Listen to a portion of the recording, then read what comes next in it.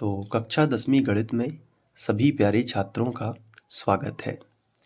आज हम पढ़ने वाले हैं प्रमेयिका और एल्गोरिथ्म में अंतर। कई बच्चे सोचते हैं कि प्रमेयिका और एल्गोरिथ्म एक ही चीज़ है, लेकिन ऐसा बिल्कुल भी नहीं है। प्रमेयिका अलग होती है और एल्गोरिथ्म अलग होता है। हम इसको बहुत अच्छे से समझेंगे। और कई बच्चे ऐसे होंगे जिन्होंने ये नाम पहली बार सुने होंगे, तो कोई टेंशन नहीं लेनी है। बहुत ही ध्यान से समझोगे, अच्छे से समझ में आ जाएगा। देखो, प्रमेयिका और एल्गोरिथ्म को समझने के लिए हम दो संख्याएं ले लेते हैं। जैसे मैंने यहाँ पे दो संख्याएं ली। एक ले ली 420 और एक संख्या मैंने ले ली 135।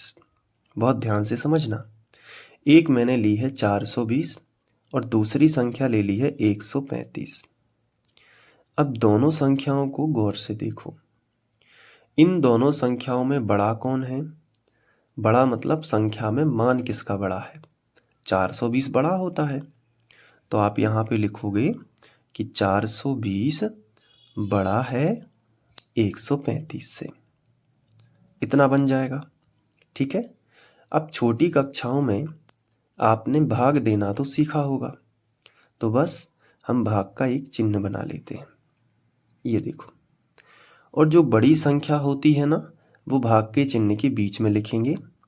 यानी कि जो 420 है, ये भाग के चिन्ह के बीच में लिख देना है। और जो 135 है, ये हम साइड में लिखेंगे यहाँ पे, तो हम यहाँ पे लिखेंगे 135। आया समझ में?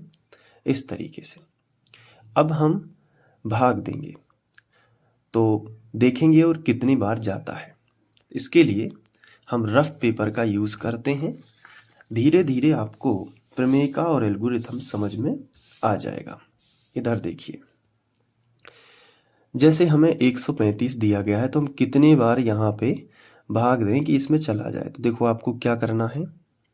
135 का रफ में पहले 2 से गुणा करना है कि कितना आ रहा है। इससे ज़्यादा तो नहीं हो जा रहा, या इससे ज़्यादा कम तो नहीं है।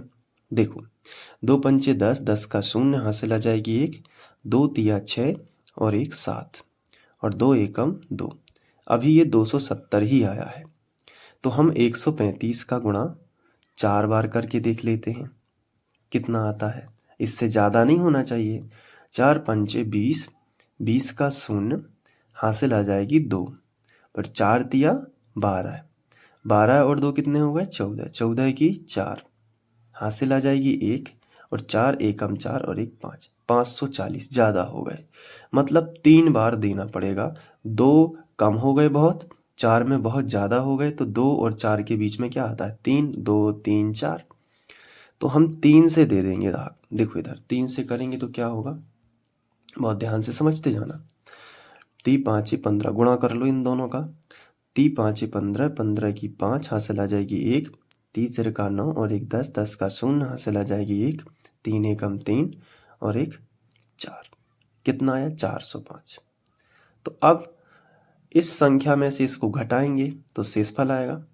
तो शून्य के मान लेते हैं 10, 10 में से 5 जाएंगी तो बचेंगे 5।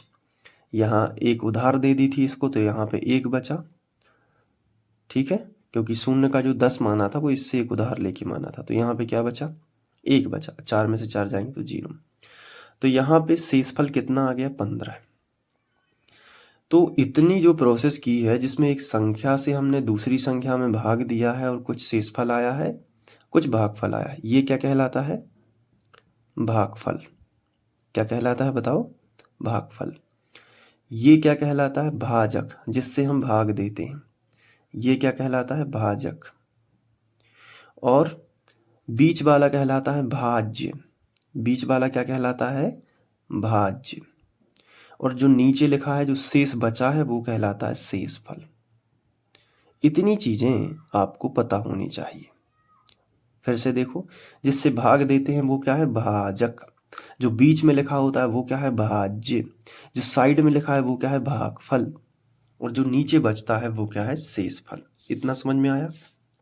अब देखो, अब आपको क्या करना है, यहाँ पे बीच वाली संख्या को सबसे पहले लिखना है 420, फिर एक बराबर का चिन्ह लगाना है, यानी कि भाज्य बराबर। एक फॉर्मूला आपने छोटी कक्षाओं में पढ़ा होगा कि भाज्य का मान यदि हमें चाहिए तो भाज्य बराबर होता है अगल बगल वाली संख्याओं का गुणा। बीच वाली संख्या लिख देनी है सबसे पहले, फिर अगल बगल वाली संख्याओं का गुणा करेंगे, यानी कि 135 गुणित कितने करेंगे 3, और धन में करेंगे नीचे वाली संख्या। तो बीच ये जो संख्या ये क्या थी, भाज्य अपनी, ये 135 क्या है, भाजक है ना।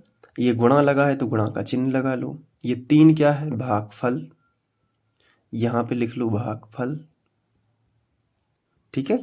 और ये धन का चिन्ह है तो धन, और ये क्या होता है, शेषफल। आपने छोटी कक्षाओं में पढ़ा हो शायद कि भाज्य बराबर भाजक गुणित भागफल प्लस शेषफल। फिर से समझो, भाज्य बराबर भाजक गुणित भागफल प्लस शेषफल।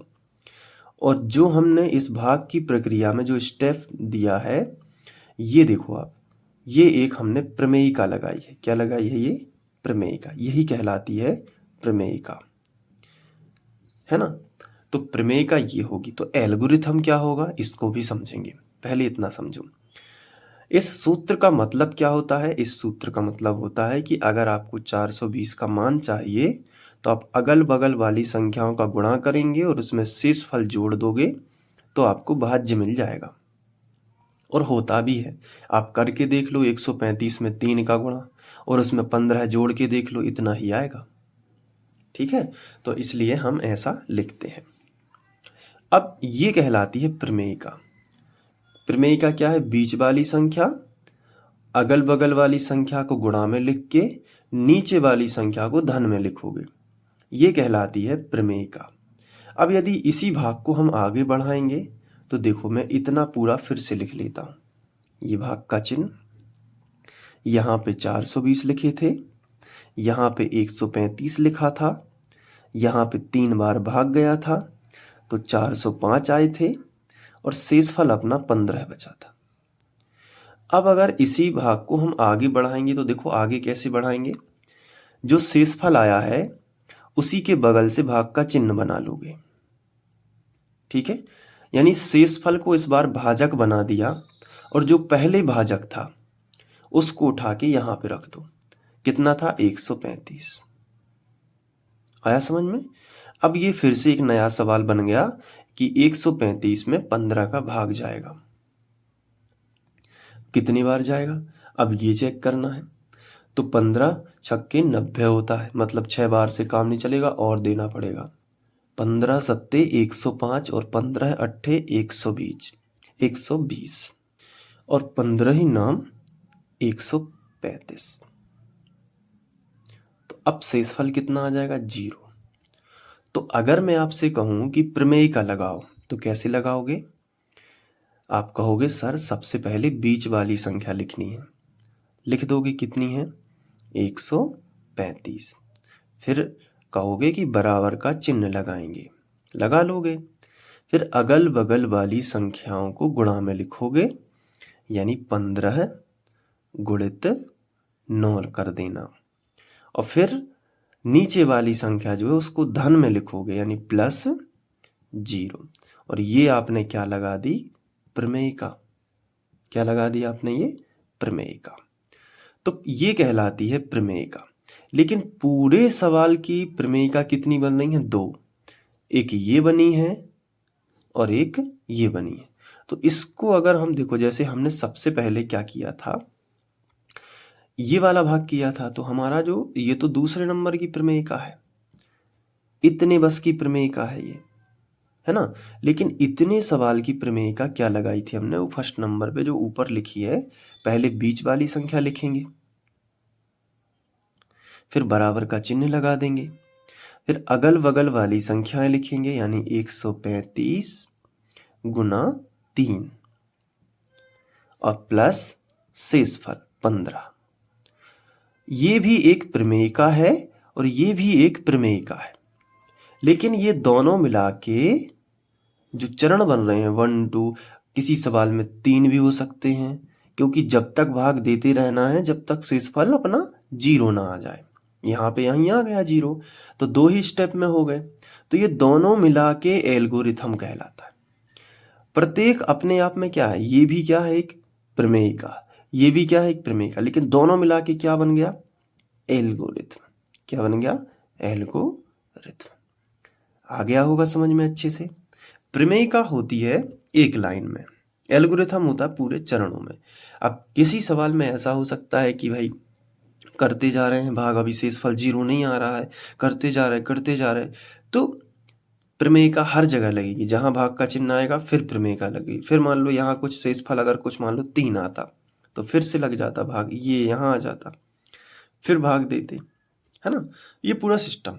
तो हम एक सवाल करेंगे, जब एग्जाम्पल करेंगे तब आपको और अच्छे से क्लियर हो जाएगा कि हाँ, हमें तब तक भाग देना है जब तक शेषफल हमारा 0 ना आ जाए। तो अभी हमने ये देखा कि ये है मेजर डिफरेंस, यानी प्रमुख अंतर प्रमेयिका और एल्गोरिथम में।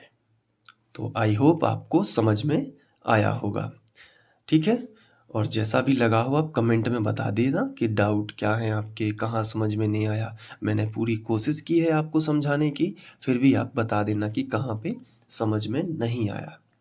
अब इसके बाद हम लोग करेंगे नेक्स्ट क्वेश्चन उदाहरण 1।